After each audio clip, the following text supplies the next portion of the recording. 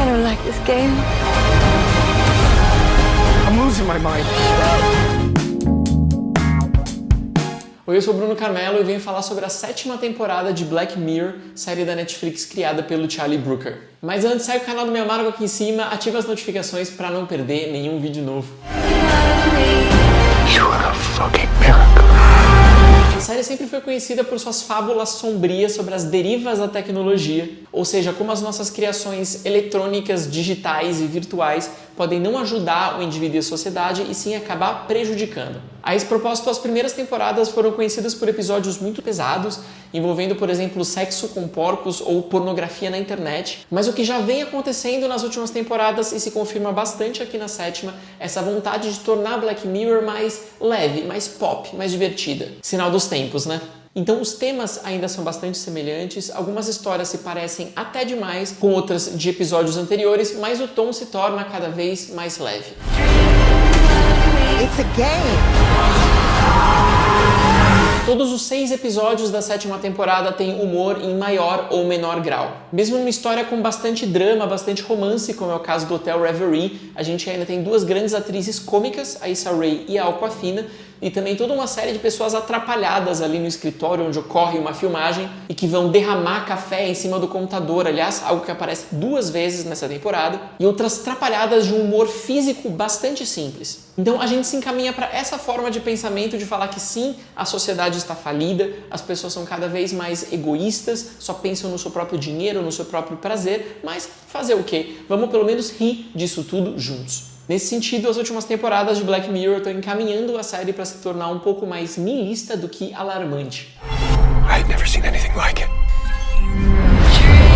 Visualmente, o Brooker se repete muito e continua, por exemplo, preso a esse mesmo dispositivo que é colado do lado do rosto, que vai permitir a pessoa acessar uma outra dimensão, um outro nível de consciência, enquanto a gente vai ter os olhos um pouco opacos durante essa imersão. Mesmo o imaginário futurista de naves espaciais, e aí eu penso tanto no USS Callister original quanto nessa sequência, que se chama USS Callister Into Infinity, é muito simples. Nem o trabalho de direção de arte, muito menos de efeitos visuais, é particularmente interessante quando essas naves entram em batalha, por exemplo. O projeto segue se articulando com um pé no vintage e um pé num futuro próximo. Então, por um lado, ele traz histórias envolvendo disquetes, computadores antigos, mergulhos em fotos antigas, videogames dos anos 90 e paródias de Casablanca e Star Trek. Mas, por outro lado, ele imagina que os nossos dispositivos de hoje podem vir a gerar no futuro próximo se não forem muito bem controlados. E aí eu penso no episódio Common People, onde tem um serviço de assinatura que faz com que o próprio consumidor diga propagandas na sua versão mais básica,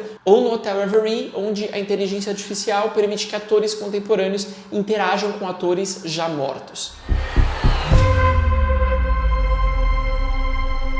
Mas entre essa vontade de olhar constantemente para o passado e essa necessidade do gênero de se projetar sempre no futuro, a 7ª temporada de Black Mirror discute muito pouco o presente. Na minha opinião, os melhores episódios de Black Mirror de toda a série até agora vieram daqueles mais próximos da nossa realidade cotidiana. E aí eu penso, por exemplo, no Nosedive, que tinha o sistema de notas por aplicativo e as derivas que isso podia trazer, e no Shut Up and Dance, que lidava com nossa autoimagem e nosso conteúdo sensível na internet. Agora, por exemplo, existe pouco da nossa relação com essa autoimagem, com o corpo, com a beleza, com as redes sociais, com essas pessoas que usam chat GPT para fazer o seu trabalho ou para servirem de psicólogo para elas. E nenhum desses outros temas que já constituem derivas muito atuais e muito plausíveis da nossa tecnologia contemporânea. Por exemplo, o curta-metragem que ganhou o Oscar esse ano, chamado I'm Not a Robot, explorava justamente os limites da nossa humanidade diante da tecnologia. Mas é essa conexão com os nossos tempos, com a nossa vivência cotidiana que a série está começando a perder.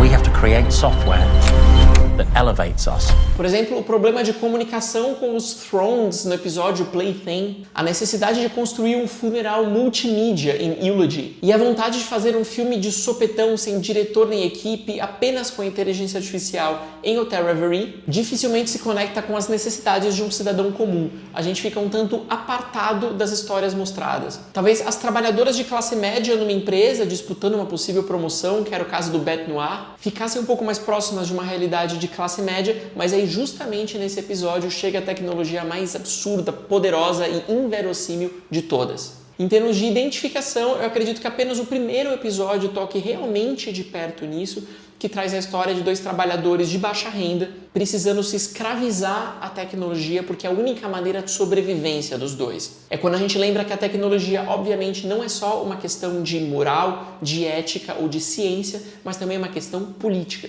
You'd have hurt her? Yes, I would! Ah, e como de costume, em Black Mirror não se indica muito como essas grandes tecnologias importantes foram desenvolvidas e criadas. Nas histórias da série, elas apenas existem, elas chegam prontas para serem testadas e usadas. E eu sinto um pouco de falta de se tentar uma justificativa, por mais fantasiosa que ela seja, sobretudo em episódios onde a magia é muito grande, caso do Bête Noire. Mas o Brooker nunca se permite de fato entrar nesse universo da ficção científica, porque ele despreza um tanto o funcionamento da ciência. Para ele, a criação científica é sempre um mero ponto de partida, nunca um objetivo, um ponto de chegada. It's not something magical, timeless.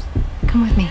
Dentre os episódios dessa temporada, eu posso dizer que eu gosto particularmente do Hotel Reverie. Sim, ele força muito a mão no humor paspalhão entre os funcionários e os gráficos mostrados no computador deles para justificar aquela tecnologia são muito ruins em termos de verossemelhança e de imaginação. Mas eu considero bem interessante você revisitar o imaginário do clássico do audiovisual, que é povoado por pessoas brancas, heterossexuais, e você fazer sua releitura de Casablanca com uma mulher negra lésbica no papel central. O roteiro, ainda por cima, nunca problematiza o fato de serem duas mulheres se apaixonando. Isso não parece ser um problema, uma questão para ninguém. Eu também gosto bastante de Common People por essa alegoria do fato de que hoje os grandes produtores de conteúdo somos nós mesmos. A nossa imagem de pessoas comuns é hoje um produto. Então o fato de você colocar propaganda saindo da boca de uma professora qualquer é algo que pode parecer tão revoltante quanto digno de crença. Kids love honey. That's why parents love Honey Nugs. The sweetest way to start your day. Já Plaything corre o risco de associar mais uma vez os videogames como vetores de violência, ainda mais que USS Callister, e de incorrer em construções um tanto estereotipadas das pessoas que trabalham com tecnologia, nerds, e que por não saberem lidar com a sociedade seriam mais propensos a se tornarem psicopatas. Plaything é quase uma caricatura de algo que ele queria abordar aparentemente de maneira séria, então ele é muito confuso em termos de tom. Até a sala do interrogatório onde é levado o personagem principal parece o teto de uma nave espacial, sem motivo nenhum. E o policial que interroga o homem preso é uma caricatura também muito ruim do policial truculento e muito nervoso. Então a gente pode falar que sim, o Peter Capaldi é um bom ator, inclusive para esse tipo de personagens exóticos, digamos, mas o episódio tende a desumanizar os personagens, o que nunca me parece uma boa estratégia. E o Bête Noire talvez tenha as duas melhores atuações da temporada inteira. Eu gosto muito das duas protagonistas, acho que juntas da Emma Corrin no Hotel Reverie é o que a gente tem de melhor em atuação na 7ª temporada, mas Bête Noire também não sabe muito bem como terminar, então ele decide realmente enfiar o pé na jaca e no máximo do máximo que aquela tecnologia já extrema poderia alcançar. E aí ele chega muito, muito perto do que a gente poderia considerar como patético ou ridículo. Do you have a problem with me? What? She was just a bit odd.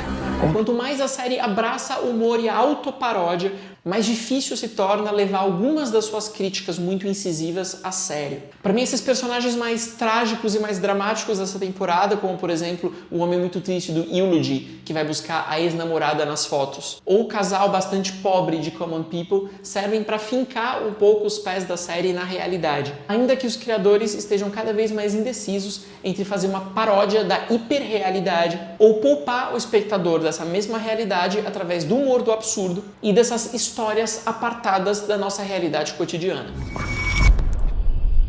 We're all a bit odd. Com a criatividade em baixa, com várias histórias muito parecidas com as anteriores, a gente pode dizer que hoje Black Mirror vive especialmente da fama e da marca que ela criou para si mesma. Isso significa que ela vai fazer sequências de episódios famosos, caso do USS Callister, e plantar inúmeros easter eggs, fazer várias referências a si mesma, como por exemplo o fato de Junipero ser citado em 2 episódios dessa temporada, que são o USS Callister e o Hotel Reverie. E para uma série que se tornou tão famosa pela criatividade, pela coragem de tocar em temas espinhosos, essa não é uma boa notícia. É isso, eu fico por aqui hoje. Me diz o que achou dos episódios da 7ª temporada de Black Mirror aqui nos comentários. Segue o canal do Meio Amargo aqui em cima, me acompanha também nas redes. Eu tô no @meioamargocine em várias redes e no site, no meioamargo.com, onde tem vários textos inéditos. Até a próxima!